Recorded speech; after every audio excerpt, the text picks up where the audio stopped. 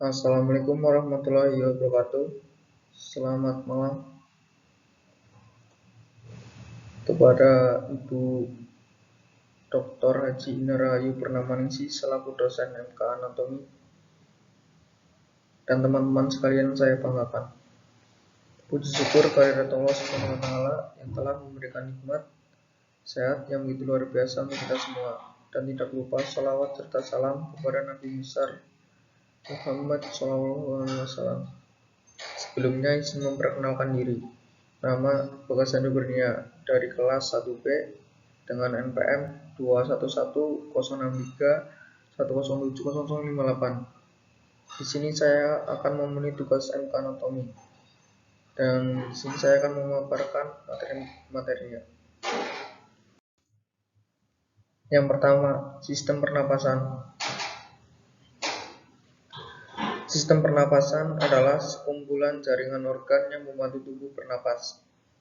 Sistem pernapasan membantu tubuh menyerap oksigen dari udara dan membuang gas sisa seperti karbon dioksida dari darah. Dengan dukungan oksigen, seluruh organ dapat berfungsi dengan normal. Selanjutnya, struktur sistem pernapasan. 1. Hidung. 2. Saluran pernapasan yang terdiri dari yang pertama, faring. Faring sering juga disebut sebagai tenggorokan bagian atas manusia. Faring ini bentuknya seperti tabung dan letaknya di belakang rongga hidung. Fungsi dari faring ini adalah sebagai penyalur. Jadi udara yang masuk ke tubuh disalurkan lewat faring ke trakea. Selanjutnya ada laring. Laring adalah bagian dari sistem pernapasan. Organ ini menghubungkan trakea atau saluran udara dan tenggorokan. Selain memiliki peran penting dalam menghasilkan suara, laring juga berfungsi mencegah makanan dan minuman masuk ke saluran pernapasan. Selanjutnya, trakea atau batang tenggorok adalah tabung panjang berbentuk U yang berfungsi untuk mengalirkan udara dari saluran pernapasan bagian atas dan ke bronkus. Dalam prosesnya, trakea juga berfungsi untuk menghangatkan dan melembabkan udara serta menyaring partikel kotoran sebelum masuk ke paru-paru. Organ pernapasan ini memiliki panjang sekitar 11 cm dan lebar 2,5 cm. Selain itu, trakea juga terdiri dari otot halus dan tulang rawan berbentuk cincin yang fleksibel serta kuat. Selanjutnya ada bronkus. Bronkus adalah cabang batang tenggorokan yang terletak setelah tenggorokan trakea sebelum paru-paru. Bagian ini merupakan saluran udara yang memastikan udara masuk dengan baik dari trakea ke alveolus. Dan selanjutnya ada bronchioles. Bronchioles merupakan cabang dari bronkus yang adalah cabang batang tenggorokan yang terletak setelah tenggorokan atau trakea sebelum paru-paru. Bronchioles berfungsi untuk menyalurkan udara dari bronkus ke alveoli. Dan yang terakhir, alveolus. Alveolus merupakan salah satu bagian dari sistem pernapasan yang punya fungsi penting. Secara singkat dapat dikatakan bahwa fungsi alveolus adalah sebagai tempat bertukarnya oksigen dan karbon dioksida di dalam paru-paru. Dan yang ketiga ada paru-paru. Selanjutnya ada kelainan sistem pernapasan. 1. Emfisema. Apa itu emfisema? Emfisema adalah salah satu penyakit progresif jangka panjang yang menyerang paru-paru dan umumnya menyebabkan napas seseorang menjadi pendek. Jaringan paru-paru yang berperan pada bentuk fisik paru-paru dan fungsi pernapasan pada pengidap emfisema sudah mengalami kerusakan. 2. Kanker paru-paru. Kanker paru-paru adalah suatu kondisi di mana sel-sel tumbuh secara tidak terkendali di dalam paru-paru. atau organ yang berfungsi untuk menyebarkan oksigen ke dalam darah saat menghirup napas dan membuang karbon dioksida saat menghela napas.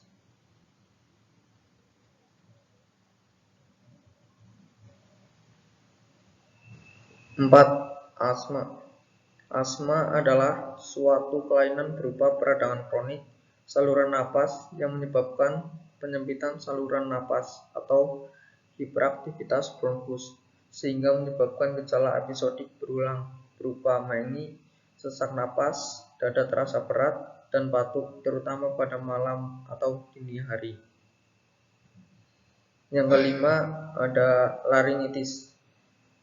Laringitis merupakan suatu peradangan yang menyebabkan pita suara membengkak, sehingga suara menjadi serak.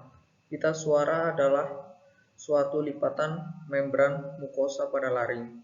Saat mengalami peradangan, suara yang terbentuk dari udara dan melewati pita, suara akan menjadi parau. Dan yang terakhir, ada bronkitis. Bronkitis adalah penyakit peradangan pada bronkus yang mengganggu sistem pernapasan manusia.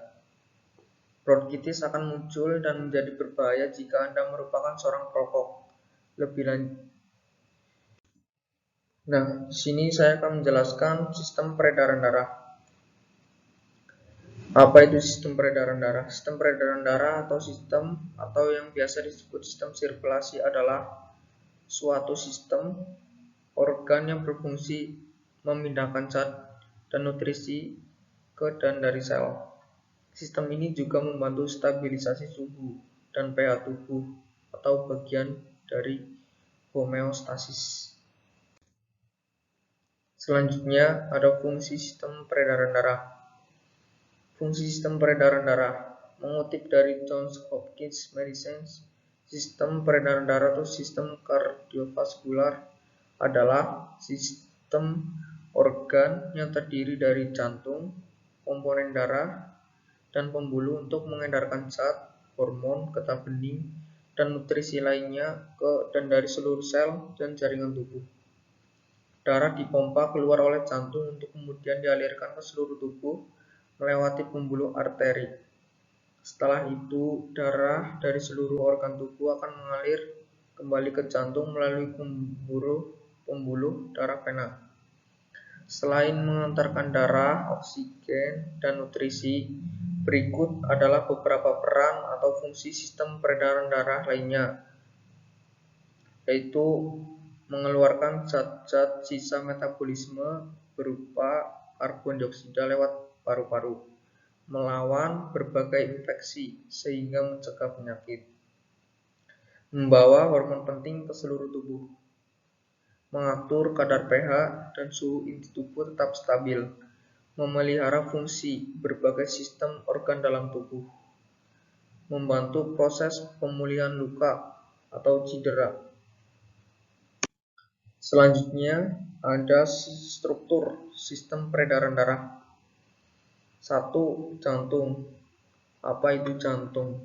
Jantung adalah sebuah organ tubuh manusia yang berongga serta berotot yang berperan dalam sistem peredaran darah manusia.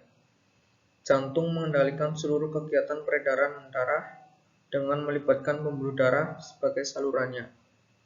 Yang kedua, pembuluh darah. Pembuluh darah merupakan bagian dari sistem sirkulasi tubuh manusia. Nah, fungsinya adalah untuk mengalirkan darah dari jantung ke seluruh tubuh dan mengangkut darah dari seluruh tubuh menuju jantung. Selanjutnya, di sini ada kelainan sistem peredaran darah. 1. Tekanan darah tinggi atau hipertensi. Hipertensi atau tekanan darah tinggi adalah suatu kondisi ketika seseorang mempunyai tekanan darah yang terukur pada nilai 130/80 mmHg atau lebih tinggi. Tekanan darah ditentukan oleh berapa banyak volume darah yang dipompa oleh jantung dan resistensi aliran darah di pembuluh darah atau arteri. Yang kedua, aterosklerosis. Aterosklerosis adalah masalah kesehatan yang terjadi ketika terdapat tumpukan kolesterol dan zat lain di dalam dinding pembuluh darah arteri. Tumpukan ini bisa mengeras dan mengganggu aliran darah ke jantung lantaran pembuluh darah tersumbat atau menyempit.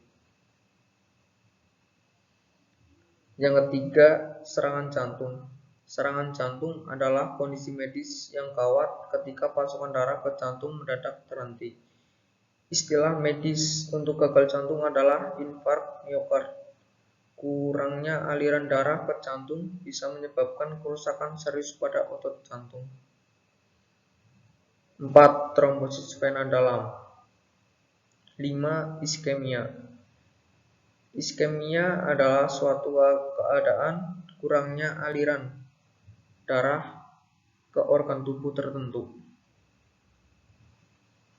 yang mengakibatkan organ tersebut kekurangan oksigen.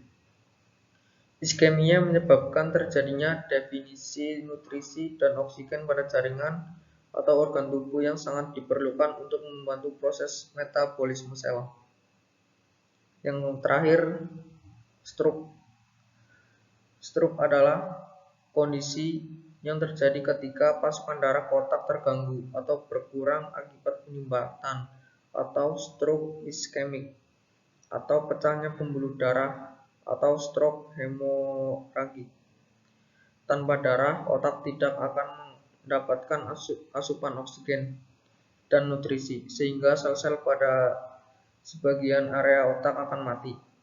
Kondisi ini menyebabkan bagian tubuh yang dikendalikan oleh area otak yang rusak tidak dapat berfungsi dengan baik. Ya, sekian dari presentasi saya. Apabila ada kesalahan dan kekurangan, mohon dimaafkan. Wassalamualaikum warahmatullahi wabarakatuh.